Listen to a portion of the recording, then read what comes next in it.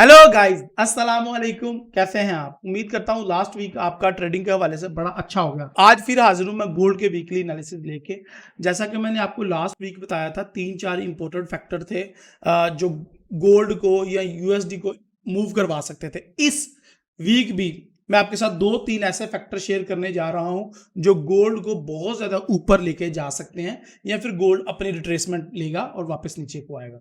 तो वीडियो पूरी एंड तक देखिएगा, एक एक पॉइंट को समझिएगा। जो मैं फंडामेंटल चीजें आपके साथ, फंडामेंटल इवेंट डिस्कस करता हूं, प्लीज उनको इग्नोर ना किया करें, क्योंकि उनको जब आप इग्नोर करते हैं तो आपको ट्रेडिंग में नुकसान होता है और फिर आप कहते हैं कि रहील भाई ने ये डायरेक्शन दी थी उसके अगेंस्ट गया। भाई मैं आपको दोनों तरफ के बता देता हूं कि अगर ऐसा हुआ तो ये होगा, अगर ऐसा हुआ तो ऐसा होगा। तो प्लीज उनको जरा गौर से सुनिएगा। तो चलिए देर किस बात की वीडियो स्टार्ट करते हैं। My name is Nawaz and welcome to Forex Ustad काम।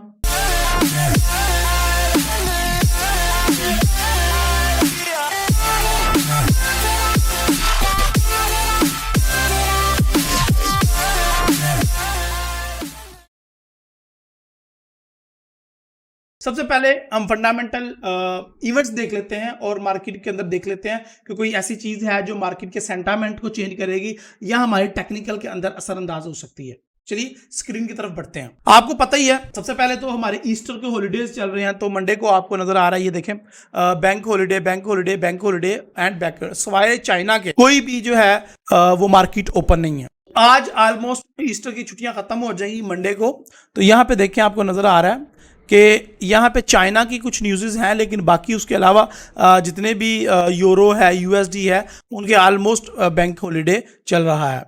इसके अलावा अगर बात करें मंगल की, तो मंगल को न्यूजीलैंड यूएसडी की कुछ न्यूज़ हैं, लेकिन वो सारी की सारी लो इम्पैक्ट न्यूज़ हैं। कोई भी हाई इम्पैक्ट न्यूज़ नहीं है, सवाए एक के रेड न्यूज़ है, वो न्यूजीलैंड की है। इसके अलावा अगर मैं बात करूं बुध की, तो बुध हमारा आपको पता है ट्रेडिंग के लिए लाइव आना होता है, एक फेवरेट डे होता है। तो सीपीआई का डाटा है कैड का, लेकिन यूएसडी का कोई इतना अच्छा डाटा नहीं है। लेकिन शाम को 7 बजे है होम सेल की रिपोर्ट है जी, ऑयल क्रूड ऑयल इन्वेंट्रीज हैं, लो इम्पैक्टेड न्यूज़ हैं, और ये भी बुक है कि रात को 11 बजे है, लेकिन ये भी जो है वो एक लो इम्पैक्ट डाटा है। इसका भी कोई खास असरअंदाज नहीं होने वाला मार्केट पे। तो बुध वाला दिन के अंदर कोई हमें यूएसडी से रिलेटेड कोई रेड न्यूज़ नहीं है हमारे पास। अगर हम बात करें जुमेरात की, तो जुमेरात को पाउंड की एक स्पीक है और यूएसडी की स्पीक है, वो भी रात को 10 बजे। तो मैं कोशिश करूंगा कि मैं बुध वाले दिन भी लाइव आऊं और मैं जुमेरात को भी लाइव आऊं रात को 11 बजे। तो मैं रात को 10 बजे लाइव आ जाऊंगा, 10 बजे से लेकर 12 बजे तक हम लाइव स्ट्रीम करेंगे जुमेरात को भी। और ये जो फेड चेयर पोल की स्पीक है, इसको हम लाइव सुनेंगे भी और इसके ऊपर तबसरा भी करेंगे। और मैं कोशिश करूंगा इस दफा कोई ना कोई एक्सपर्ट अपने साथ अटैच कर लूं जो इस मौजू के ऊपर एक्सपर्टीज रखता हो, तो लाइव हमारे साथ डिस्कस करे और हमें बताए कि स्पीक क्या हुई है और इसके क्या आने वाले दिनों में असरअंदाज होंगे यूएसडी और गोल्ड के ऊपर। अगर हम बात करें फ्राइडे की, तो फ्राइडे वाले दिन यूरो की रेड न्यूज़ हैं, और इसके अलावा हमारे पास यूएसडी की 3-4 हैं स्पीक न्यूज़, लेकिन ये है कि सारी वो मीडियम इम्पैक्ट है या लो इम्पैक्ट है। जिस तरह के फ्लैश, पीएमआई, मैन्युफैक्चरिंग और इस तरह की न्यूज़ हैं, लेकिन वो सारी की सारी लो मीडियम इम्पैक्टेड है, लो इम्पैक्टेड तो नहीं कह सकते। तो पाउंड की न्यूज़ है जी, ये स्पीक है, ये भी पाउंड का भी मजा आएगा। तो इंशाल्लाह जुमे वाले दिन भी कोशिश करेंगे कि लाइव आके इसके ऊपर भी हम डिस्कस करें। इसके अलावा हमारा फेवरेट टॉपिक आ जाए वापस गोल्ड के ऊपर आ जाते हैं, जो कि 1990 पे चला गया है और आज आते ही ओपन होते ही इसने ऊपर को एक जंप मारा है। उसकी वजह भी मैं आपको बताता हूँ कि ये गोल्ड जो है वो लास्ट वीक से अब तक क्यों ये बुलिश में मुसलसल मूव करता जा रहा है, और ये आगे क्यों फर्दर मैं इसको देख रहा हूं कि ये बुलिश ही होगा और इसके रिट्रेसमेंट के चांसेस नहीं है। उसकी वजह ये है कि आपको पता है रूस और यूक्रेन की वार चालू है, और जो लास्ट वीक जो है मैंने आपको बताया था सीपीआई के डाटा के ऊपर नजर रखनी है, वो भी कोई इतना अच्छा डाटा नहीं आया। यूएसडी वीक हुआ, और जब वीक हुआ तो गोल्ड ने तो ऊपर जाने जाना था। तो एक वो वजह थी जो लास्ट वीक मैंने आपको 3 फैक्टर बताए थे। दूसरा ये फैक्टर बना कि रूस ने यूक्रेन पे अटैक किया। समझ आता है, रूस एक बड़ी इकोनॉमी है, यूक्रेन जैसे 19 ममालिक हो जाए तो एक रशिया बनता है, लेकिन यूक्रेन रिटेलिएट करे ये समझ नहीं आता। और रिटेलिएट किस तरह करे, लास्ट वीक जो मेजर अपडेट हुई है जिसकी वजह से गोल्ड ये इतना ऊपर गया है, वो ये हुआ कि यूक्रेन ने रूस का एक बहरी जहाज तबाह कर दिया है, और वो उस बहरी जहाज के अंदर, उस बहरी बेड़े के अंदर एटमी मवाद था, यानी कि जो कुछ एटम बम थे रूस के, जिसकी वजह से रूस को एक बहुत बड़ा धचका लगा है। ये ऐसे नहीं हुआ धमाका, यूक्रेन के पास ऐसी कोई टेक्नोलॉजी नहीं है, ऐसी कोई पावर नहीं है जो कि इस बहरी बेड़े को तबाह कर सके।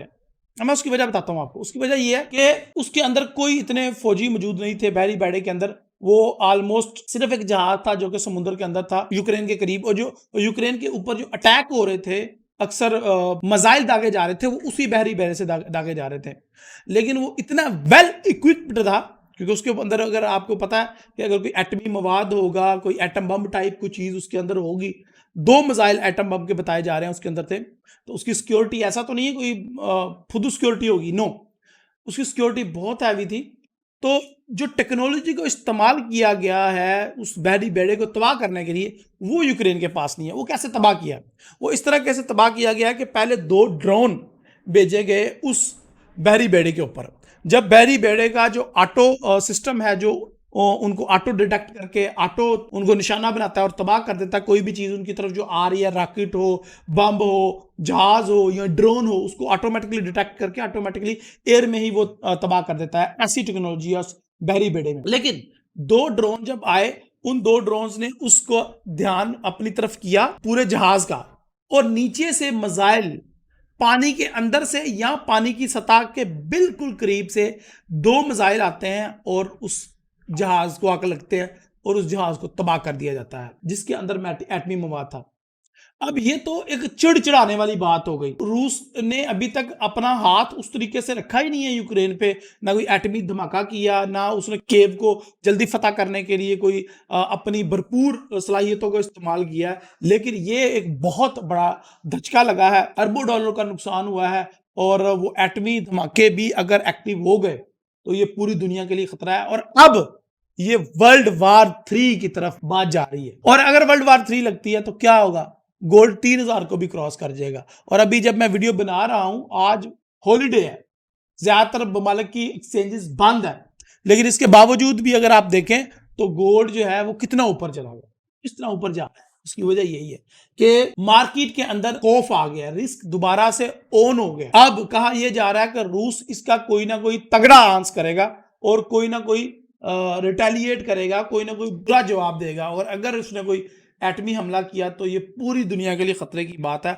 और कहा यह जा रहा है कि अमेरिका इसके अंदर इन्वॉल्व है, क्योंकि यूक्रेन के पास ये टेक्नोलॉजी नहीं थी तो अमेरिका ने ये टेक्नोलॉजी प्रोवाइड किया, या अमेरिका ने तबाह किया, क्योंकि अमेरिका के सैटेलाइट मुसलसल उस बहरी बेड़े पे नजर बनाए हुए थे और उसको मुसलसल ट्रैक किया जा रहा था। तो ये बहुत अलार्मिंग कंडीशन है, और ये अलार्मिंग कंडीशन आपको मेरे चार्ट पे भी नजर आ रही है कि मार्केट जो है ओपन होते ही आपकी 1970-80 से उठ के 1990-91 पे आ गई है।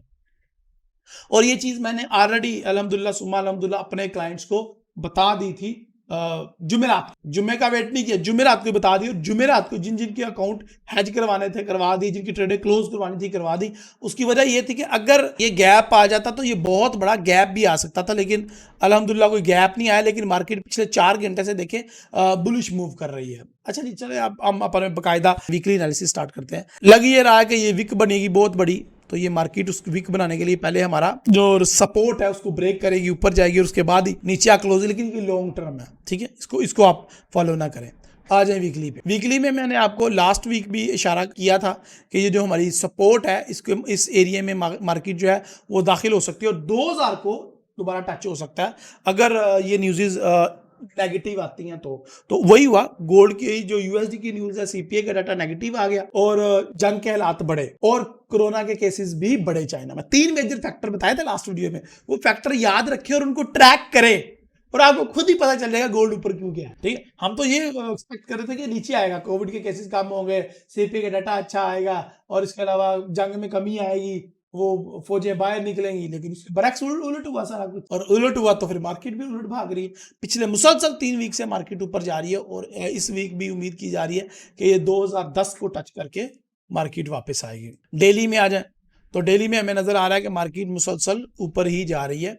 और अगर मैं अपनी एक आपको राय दूं तो राय ये दूंगा कि अगर ये न्यूज़ इसी तरीके से नेगेटिव आती रही और रिस्क ऑन होता रहा तो प्लीज़ आप सेल करने की गलती ना कीजिएगा और हमेशा गोल्ड जब भी थोड़ा सा नीचे आए उसको बाय ही कीजिएगा अनटिल अनलेस 20-10 ठीक है जी।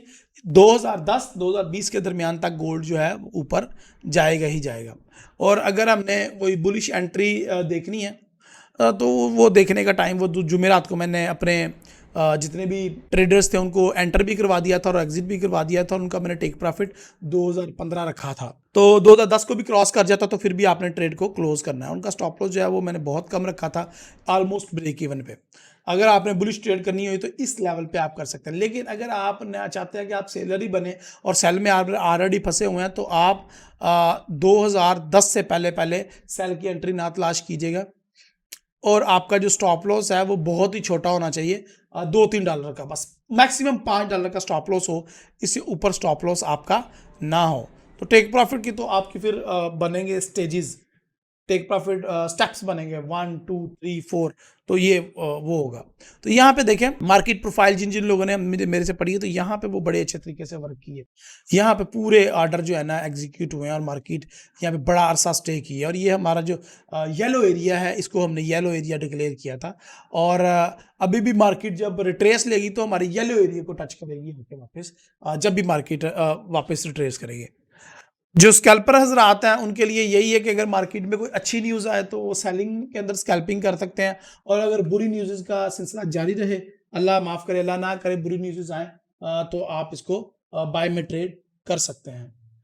आज के वीकली एनालिसिस आपको कैसे लगे कमेंट में अपनी राय दीजिएगा। वीडियो पसंद है तो लाइक कीजिएगा यार। फंडामेंटल एनालिसिस के हवाले से आपके फीडबैक मुझे चाहिए होते हैं, वो बड़े इंपॉर्टेंट होते हैं। एंड लाइव स्ट्रीम को ज्वाइन लाजमी कीजिएगा। फनी मीम्स फनी क्लिप जो मैं पोस्ट कर रहा हूँ वो आपको कैसे लग रहा है उनके बारे में भी फीडबैक दीजिएगा और अपनी दुआ में याद रखिएगा। मिलते हैं लाइव स्ट्रीम में। अस्सलाम वालेकुम, अल्लाह हाफिज़।